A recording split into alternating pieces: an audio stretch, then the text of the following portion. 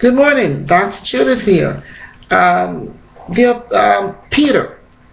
Peter, the Apostle Peter, throughout history, throughout my life as a believer, as a new Christian, and now as a more mature Christian, I've heard, as most of us I'm sure have heard the stories about Peter having denied Christ 3 times, and that Jesus already told him that it was going to happen.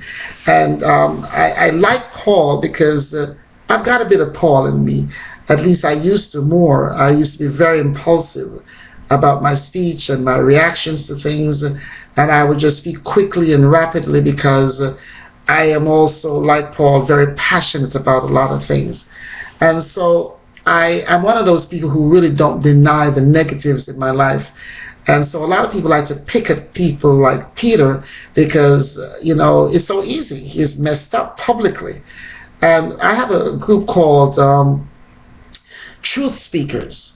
And what we do is that when we do a presentation in a church or any organization that, that asks us to work for them, we present people from the Bible.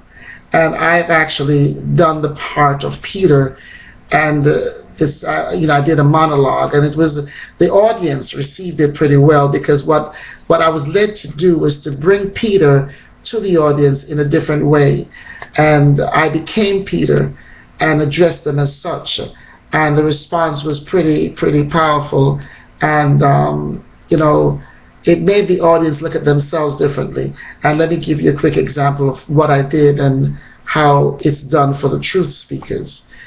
And so I come on stage and on the pulpit, and basically this is how I start, and I said, I want to share with you about who I used to be. And I want to talk about how throughout history I've been talked about very, very derogatorily because of the mistakes that I made when I walked with Christ on the earth. And a lot of people still judge me. They still talk about me as if, Peter was just horrible. And I want you to understand that it wasn't easy being me.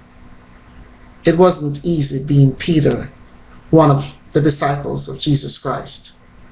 It was a hard journey. I worked as a fisherman. I'm not making excuses for who I was. I'm not making excuses for the mistakes I made. But I want you to look at me and think about it. How would you have behaved? How would you have acted walking next to the Son of God every day and trying to do things the right way in your own flesh, in your own will, and messing up? How would you have felt? Do you think it was easy for me to face the fact that I denied Jesus Christ not once, not twice, but 3 times? It wasn't easy. When they said that, they pointed to me and said, there he is, that's one of his friends. And I ran. Do you think it was easy for me to live with myself after that? It wasn't. It was hard. But you judge me. You keep judging me every time you read about me in the Bible. You never remember any good that I did. You just keep remembering the mistakes that I made. But that's very human, isn't it? We like to remind people of the mistakes they have made. And we like to look at other people's mistakes, but never ours. But I want to know how you'd have managed. How you'd have dealt with being Peter. And I also realized since those times in my life, I also realized that I had a part to play. I had a part to play. My part to deny him was my part. Not the best sought after part, but it was my part, and I played it well. I did it well, and I was passionate, and I did love him. I love him more now. But what I didn't do it maliciously. I didn't intend to deny him. I didn't intend to act as if I didn't know this man who took me away from what I used to do, fishing for fish, and then teaching me to become a fisher of men. Yeah, it was a tough road to travel. You have to understand, and again, not excuses. We lived on the run. We lived on the road. We were always traveling, working, doing his will. And so I messed up. But I want you, when you read the word about Peter next time, when you read about me next time, I want you to look at it differently. I want you to read it as if it's you. We have denied, you folks listen to me, you have denied people many times. I know that. I'm a human being. Well, I was. And you're still human. And you deny people. You forget things to do for people. You act sometimes as if you don't know people, depending on the circumstances that you're in. You walk away from people who look to you for some kind of help. You do that.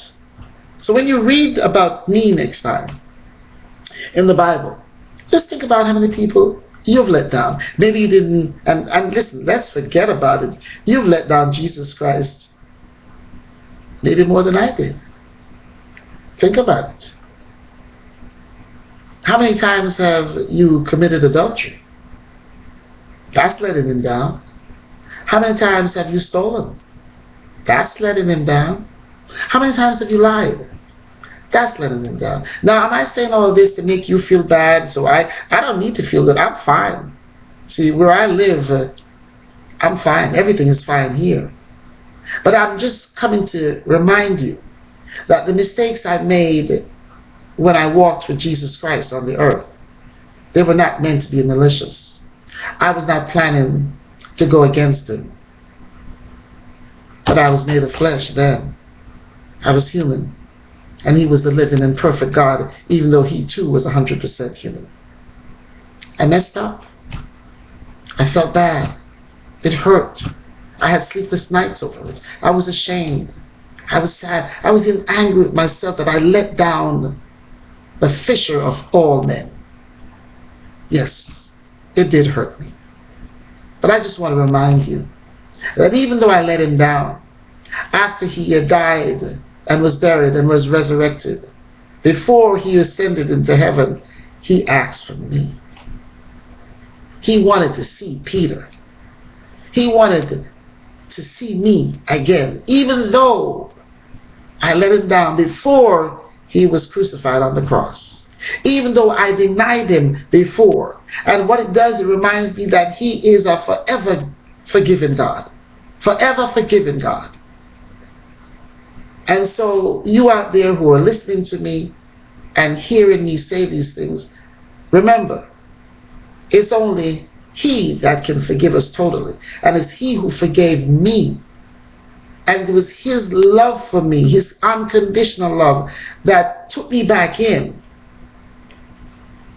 And in the book of Acts, if you read that, if you read it, you'll see where he used me again. But this time, I was determined not to fail him. I didn't deny him. I spoke for him in the presence of thousands of people. He trusted me still with his ministry. Even though I denied him, even though I'd messed up, he used me again. Do you see the redemptive quality of our Lord and Savior Jesus Christ? Even though I've messed up. If you read the book of Acts, chapter 2, read it. Read, and where you'll see where I spoke for him again. I was able to preach, and I was able to so preach that in one day, 3,000 came to the Lord. Yes, the same Peter who denied him. I'm looking at the book of Acts here as I'm talking to you. Okay? And I'm talking about the sermon that I gave in the book of Acts. The sermon that I gave in chapter 2, verse 14, where I said, I stood up with the 11, and in a raised voice I said to them, men of Judea, and all who dwell in Jerusalem, let this be known to you, and heed my words.